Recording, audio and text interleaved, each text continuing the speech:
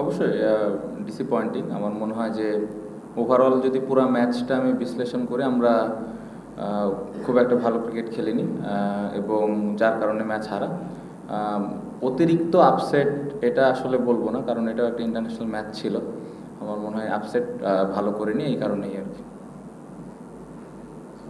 সকালের প্রথম 5 ওভারে কি আসলে মানে খেলাটাকে জিম্বাবুয়ের হাতে ছেড়ে দিল? আমার কাছে তাই মনে হচ্ছে। আমার মনে হয় যে আমার আউটটা পুরা খেলাটা আমাদের ব্যাটিংটা নষ্ট করে ফেলেছে। আমার মনে হয় যে ওই মোমেন্টামটা ওরা পাওয়াতেই খেলাটা আমার কাছে মনে হচ্ছে যে আমরা হেরে গেছি। সেদিকে কিন্তু আশা ছিল যে উইকেট পড়ছিল, স্পেশালি লাস্ট 2 উইকেট যখন পড়লো মনে হচ্ছিল যে একটা কিছু হতে পারে। না, আমার মনে হয় মিরাজ এবং তাইজুল ভাই ভালো ট্রাই করেছে, অসম্ভব ভালো বোলিং করেছে। আমার মনে হয় বোর্ডে এই ধরনের রান থাকার পরে যেভাবে ওরা বল করেছে অবশ্যই ক্রেডিট দিতে হবে, বাট আমার কাছে মনে হয় যে বোর্ডে এনাফ রান ছিল না।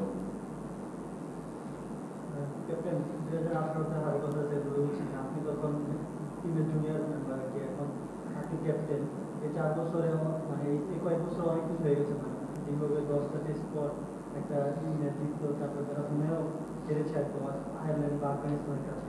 তো এই হারের তুলনায় কি এই হারের মানে গ্লানিটা বা এই হারের যে কষ্টটা সেটা একটু বেশি আপনাদের জন্য? বেশি বলবো না, হারলে যে কোনো ম্যাচ হারলেই খারাপ লাগে। অবশ্যই আমাদের অ্যাবিলিটি অনুযায়ী আমরা খেলতে পারিনি, এটা আমি বিশ্বাস করি। কারণ আমার মনে হয় যে আমরা এর থেকে ভালো ক্রিকেট খেলার মতো দল। এই জন্যই ডিসঅ্যাপয়েন্টেড। অনেক বেশি খারাপ লাগছে এই ম্যাচ হেরে, জিনিসটা এরকম না। নর্মালি যেরকম ম্যাচ হারলে খারাপ লাগে, আজকেও খারাপই লাগছে। আর আরেকটা ব্যাপার হচ্ছে যে এই সিরিজের আগে অনেক ধরনের কথা বলছে, আপনি নিশ্চয়ই জানেন যে এটা ব্রডকাস্টিংও হচ্ছে না, বিটিভিতে দেখাতে হচ্ছে। ওভারঅল ক্রিকেটের যেই মানে সার্কামস্টান্সের ভ্যালু, যে ভ্যালুটা যে জায়গায় ছিল বাংলাদেশে, সেটা মার্কেট ভ্যালুটাও কিছুটা কমে গেছে বলে ধারণা করা হচ্ছে। এটা কি আপনারা ক্রিকেটার হিসেবে একটু ওয়ারিড কিনা যে আসলে আপনাদের পারফরমেন্সটা বা সব কিছু মিলিয়ে আসলে ক্রিকেটটার যেই বাজারটা সেটা এখন না, দেখেন, আমাদের তো কাজ হলো রেগুলার পারফরমেন্স করা, দলকে জেতানো, এটাই আমাদের কাজ। এখন আমাদের খেলা কে দেখাবে না এটা নিয়ে আসলে আমরা খুব বেশি একটা চিন্তা করি না। আমাদের কাজ রেগুলার কিভাবে আমরা ভালো খেলতে পারি, যেটা আমরা পারছি না। শান্ত উইকেট দেখে মনে হচ্ছে যে আপনারা টু উইকেটে খেলেছেন, হোম অ্যাডভান্টেজের ব্যাপারটা সেটা ছিল না। তো যে চ্যালেঞ্জটা আপনারা নিয়েছিলেন আসলে বিদেশের মাটিতেও যেন সমানভাবেই খেলা যায়, দারুণ দেখানো যায়, সেই চ্যালেঞ্জটাই তো আসলে ফেল করেছে। এখন আপনার মানসিকতাটা কোথায় আছে? এই চ্যালেঞ্জটা কি ধরে রাখবেন বা সেই সাহসটা দেখাবে বাংলাদেশ? না, অবশ্যই আমার মনে হয় এরকম স্পোর্টিং উইকেটেই খেলা উচিত। উইকেট খুবই ভালো ছিল, ব্যাটসম্যানদের জন্যও যেরকম সুবিধা ছিল, বোলারদের জন্যও টুকটাক হেল্প ছিল। সো আমার মনে হয় যে এখান থেকে আসলে আবার পেছনে তাকানোর প্রয়োজন নেই। আমার মনে হয় যে সামনের ম্যাচে ওই ধরনের উইকেট থাকাই উচিত, এবং আমি বিশ্বাস করি যে আমরা সামনের ম্যাচেও এই ধরনের স্পোর্টিং উইকেটেই খেলবো। এই মাসে নিউজিল্যান্ডের সঙ্গে টেস্টে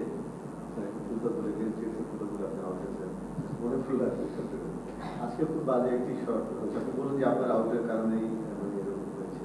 তো মানে ওই সময় আসলে ভাবনা লেগেছিল দিনের দ্বিতীয় বলে এরকম নতুন দিনের উইকেট পেস বাউন্সের সঙ্গে একটু মানিয়ে নেওয়ার ব্যাপার থেকে, ফুল শট খেলার ক্ষেত্রে চোখ ধরে নেওয়ার ব্যাপার থেকে আসলে ভাবনাটা কি ছিল আপনার? না, আমার নর্মালি আমি সবসময় রানের জন্য চিন্তা থাকে, স্কোরিং অপরচুনিটি পেলে ওইটাই প্ল্যান থাকে। যেটা আউট হয়েছে আমার কাছে মনে হয়েছে যে হ্যাঁ, আমি সময় নিতে পারতাম, আর একটু সময় নিতে পারতাম। যেটা আপনি মেনশন করলেন যে দিনের দ্বিতীয় বল ছিল, অবশ্যই এই জায়গাটাতে আরেকটু আমার মনে হয় সময়টা নিলে বেটার হতো। বাট এই শটটা আমি খেলি, এটাও সত্য। পাশাপাশি বাট একটা জিনিসের টিমের যে সিচুয়েশন ছিল, আমার মনে হয় যে আমি না খেললেও পারতাম। একটু প্রিসাইজলি যদি আমি একটা কোশ্চেন করি, ও আপনাকে একটা কোশ্চেন করেছে মার্কেট ভ্যালুর বিষয়ে। আপনি যদিও বলেছেন যে দিন শেষে আপনাদের কাজটা খেলা, সেটা কোথায় দেখালো বা দেখালো না সেটা কমপ্লিটলি অন্য একটা ব্যাপার, কিন্তু এন্ড অফ দ্য ডে কিন্তু এটা একটা যোগসূত্র আছেই কিন্তু, তাই না? ক্রিকেটারদের চাহিদা তৈরি হয় মার্কেট ভ্যালুর ভিত্তিতে। আপনি যদি কিছুদিন আগেও ফিরে যান, আপনাদের দুই বড় তারকা ক্রিকেটার সাকিব তামিম, বিজ্ঞাপনের বাজারে তাদের নিয়ে কারাকারি হতো, এটা বড় একটা মার্কেট ভ্যালু ছিল। তো এটা তো পারফরমেন্সের ভিত্তিতে আসলে এই ভ্যালুটা নির্ধারিত হয়।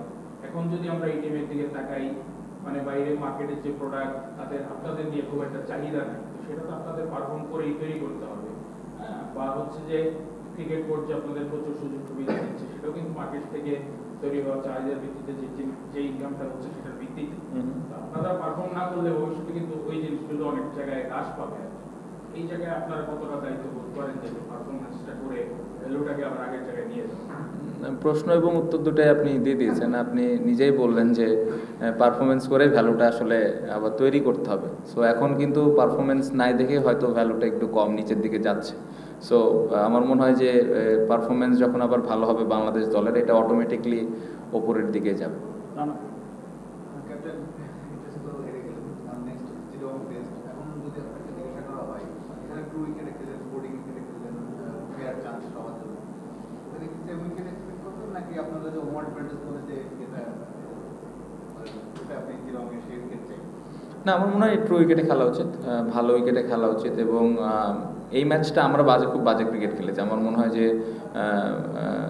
সামনে যে টেস্ট ম্যাচটা আমরা খেলবো ওই ম্যাচে যেন আবার ভালো একটা উইকেট থাকে এবং বোলার এবং ব্যাটসম্যান দুজনের জন্য যেন প্রপার হেল্পটুকু থাকে। সো ম্যাচ হেরে গেছি দেখে আবার অনেক বেশি হোম অ্যাডভান্টেজ নেওয়া আমার কাছে মনে হয় না যে এটার প্রয়োজন আছে। এটা ডিপেন্ড করে আসলে কখন কোন অপোনেন্টের সাথে খেলছি। সো আমার মনে হয় যে অপোনেন্টের সাথে খেলছি আমরা যে ধরনের উইকেট খেলেছি এই ধরনের উইকেটে খেলা উচিত। লাস্ট টাইম যখন টেস্ট চ্যাম্পিয়নশিপ সাইকেল খেলা শুরু করলাম তখন থেকে হবে যতগুলো টেস্ট আমরা খেলছি সবগুলো লাইক 2 উইকেটে আমরা টিমগুলো এই ম্যাচটা খেলছি সাউথ আফ্রিকার সাথে কিংবা চিটাগাং আমাদের যে হোমে আমরা এখন হয়ে গেছে হোমে অ্যাওয়ে ফ্রম হোম, মানে আমরা এই একই উইকেট আমরা বাইরে খেললে ভালো করি কিন্তু হোমে আসতে হয় না। তো এটার পিছনে আপনি কি কারণ হোমে খেলতে গেলে 2 উইকেটে কি সমস্যা? সমস্যা কি আসলে এইভাবে বলা মুশকিল। আপনি যদি ব্যাটিং দেখেন আমাদের, আমরা খুবই সফট ডিসমিসাল সবগুলাই। খুব আমার মনে হয় না যে খুব বেশি ভালো বলে আমরা উইকেট দিয়ে এসেছি। সো আমার মনে হয় এখানে স্কিলের থেকে মেন্টাল অনেক ব্যাপার থাকতে পারে, যার পার্সোনাল আউট নিয়ে তারা বলতে পারে। বাট আমার মনে হয় যে এই জায়গায় আরেকটু রেসপন্সিবিলিটিস থাকা উচিত ব্যাটসম্যানদের, স্পেশালি যারা আমরা সেট হয়ে আউট হয়েছি। ক্যাপ্টেন, আপনাদের বেতন বাড়ানো হয়েছে, ম্যাচ ফি বাড়ানো হয়েছে, কিংবা আপনাদের চাহিদার তুলনায় সুযোগ সুবিধা আছে বলে মনে হয়, কিংবা আপনারা যে ধরনের কোচিং স্টাফ চাচ্ছেন তাও মনে হয় পান। মানে আর কি করলে এই একটা জায়গায় সাদা বলে কিংবা টেস্টটাতে আগানো সম্ভব বা আপনারা কি পাবেন? বেতন বাড়াতে মনে হয় আপনারা খুশি না, বা আমাদের ম্যাচ ফিজ। আপনাদের তো সব সুযোগ সুবিধা দেওয়া হচ্ছে, আর কি হলে আপনারা না, আমার মনে হয় যে অনেকদিন পরে আমাদের ম্যাচ ফিজ বেড়েছে, বোর্ড হেল্প করছেন আমাদের, এটা অবশ্যই এটা অ্যাপ্রিসিয়েট করার মতো বিষয়। আর কি হলে আসলে আমরা ভালো করব জিনিসটা এরকম না। জিনিসটা আমার কাছে মনে হয় যে ভালো ক্রিকেট খেলাটা খুব ইম্পর্টেন্ট, ভালো ক্রিকেট চেষ্টা থাকাটা, দায়িত্ব নিয়ে খেলাটা খুব ইম্পর্টেন্ট। আমার মনে হয় যে আমরা যেভাবে ক্রিকেট খেলছি এটা অবশ্যই আমাদের এই দায়িত্বটা নিতে হবে যে আমরা ভালো করতে পারছি না। এখন কিভাবে ভালো করতে হবে এটা সবাই মিলে আলাপ করে বসে ওই ধরনের প্রিপারেশন প্র্যাকটিস নিয়ে আসলে করতে হবে। আমি যেটা বললাম যে আসলে সারাদিন কিন্তু মাঠে সবাই কষ্ট করছে, মেহনত করছে, বাট আপনি যদি মাঠে এক্সিকিউশনের দিক দিয়ে দেখেন এই জায়গাটাতে অনেক ঘাটতি আছে। সো এই জায়গাটাতে খুব স্পেসিফিকভাবে যার যে রোলটা আছে ওইভাবে তাকে ওই দায়িত্বটা নিয়ে খেলতে হবে। ক্যাপ্টেন, আপনি মেয়রের কথা যদি বলেন তাহলে সবচেয়ে বেশি মেয়র করে দলের সবচেয়ে এক্সপিরিয়েন্স রেখে দেন, আপনি এর আগে বলেছিলেন বা কয়েকবার বলেছেন যে অটোমেটিক চয়েস না। দলের সবচেয়ে অভিজ্ঞ ক্রিকেটার যখন আপনার ধারাবাহিকভাবে ফেল করবে তারপর তাকে আপনি দলে কনসিডার করেন কিনা, নাকি তার প্রিভিয়াস অবদানের জন্য বা কিংবা অথবা তার সামনে একটা মাইলফলক আছে আর্গেন্টিস সেটার জন্য তাকে কন্টিনিউ করতে চান? ভাই, আপনি যেটা বললেন যে এক্সপিরিয়েন্স ক্রিকেটার, অনেক বছর ধরে খেলছেন, শুধুমাত্র যে উনি ব্যাটিংয়েই কন্ট্রিবিউট করেন দলকে সেরকম কিন্তু না। আসলে যখন উনি ফিল্ডিং করেন বিভিন্ন ধরনের কিন্তু প্ল্যানিং এর সাথে উনি পার্ট একটা থাকেন। সো বোলারদেরকে হেল্প করা, বা যখন উনি ব্যাটিং করেন ব্যাটসম্যানদেরকে হেল্প করা, বা যখন আমরা প্র্যাকটিস করি ওই সময় কার কী ল্যাকিংস আছে এই বিষয়গুলো নিয়েও কিন্তু আলাপ হয়। অবশ্যই তার ব্যাটিংটা অনেক ইম্পর্ট্যান্ট, বাট তার মাইল ফলক বা তার অতীতের এক্সপিরিয়েন্স এরকম কোনো কিছু চিন্তা আমি করছি না। আমার মনে হয় উনি নিজেও করছেন না। উনি চেষ্টা করছেন অবশ্যই প্রতি ম্যাচে যেন দলকে কন্ট্রিবিউট করা যায়। সো আমি আশা করবো যে সামনে যে সুযোগ আছে, আর একটা ম্যাচ আছে, ইনশাল্লাহ উনি ঘুরে দাঁড়াবেন, এবং কন্ট্রিবিউশনের দিক দিয়ে আমি স্টিল আশা ছাড়ছি না, কারণ এরকম অনেক সময় আছে গেছে ওনার, আবার ওখান থেকে ফেরতও আসছেন। সো আমার মনে হয় যে উনি ভালোভাবে ফেরত আসতে পারবেন। আসলে আপনি বলেছিলেন যে জিম্বাবুয়ে আসলে সাউথ আফ্রিকা অস্ট্রেলিয়াকে যেভাবে দেখেন সব দলকে একইভাবে দেখেন। 6-7 মাস আগে সাউথ আফ্রিকার সাথেও 2-0 ভূমি হেরেছেন সেই সাউথ আফ্রিকা টেস্ট চ্যাম্পিয়নশিপের ফাইনালে। মানে খারাপ লাগাটা নিশ্চয়ই রক্ত মাংসের মানুষটা, আসলে খারাপ লাগাটা নিশ্চয়ই কম হয়, কিন্তু প্রতিপক্ষ জিম্বাবুয়ে যাদের আসলে সেরকম সুযোগ সুবিধা নেই, টেস্ট চ্যাম্পিয়নশিপও খেলতে পারে না, কালে ভদ্রেই টেস্ট খেলেন, গত 4-5 বছর ধরে তারা টেস্টে জয় নেই, এই দলের বিপক্ষে এইভাবে হারলে আসলে স্বাভাবিক ডিমোরালাইজড হয়ে যাওয়ার কথা। সেই জায়গাতে আপনি ক্যাপ্টেন হয়ে দলকে কিভাবে মোটিভেট করবেন আগামী 3 দিনে, যেহেতু চট্টগ্রাম টেস্টের আগে? দেখেন, প্রফেশনাল ক্রিকেটার অবশ্যই মোটিভেটেড হইতে হবে, আর আসলে মোটিভেটেড দিয়ে আসলে খুব একটা কিছু হয় না, সত্যি কথা। আবার ওই যে যে জায়গায় ভুল করেছে ওই জায়গাটা যেন আবার ভুল না হয়, এটা নিয়ে কাজ করতে হবে। বাট আজকের ম্যাচ নিয়ে যদি আমাকে পার্সোনালি জিজ্ঞেস করেন, অ্যাজ এ ক্যাপ্টেন হিসেবে পুরো ম্যাচটা আমি একা হারাই দিছি, সত্যি কথা। কারণ সকালের ওই আউটটাতে আমার মনে পুরো খেলাটা নষ্ট হয়ে গেছে, কারণ ওইখানে যদি একটা 50-60 রানের পার্টনারশিপ হইতো তাহলে হয়তো 220-220+ রান হলেই কিন্তু আমরা হয়তো একটা ভালো অবস্থানে থাকতাম, যেটা সকালে আমার একটা ইন্টারভিউ আমি বলেছি ব্যাটিংয়ের আগে। সো আমার মনে হয় যে এই পুরা ম্যাচের আসলে আমি সবার দিকে আসলে যেতে চাই না, পুরা দায়ভারটা আমি নিতে চাই, কারণ খুব বাজে সময় আমি আউট হয়েছি।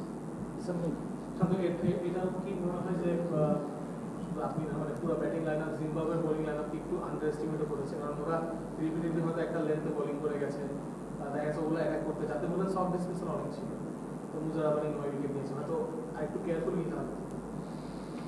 না, অবশ্যই ভালো বল করেছে, এটা অবশ্যই মানতে হবে, ওর হাইটের একটা অ্যাডভান্টেজ তো থাকেই।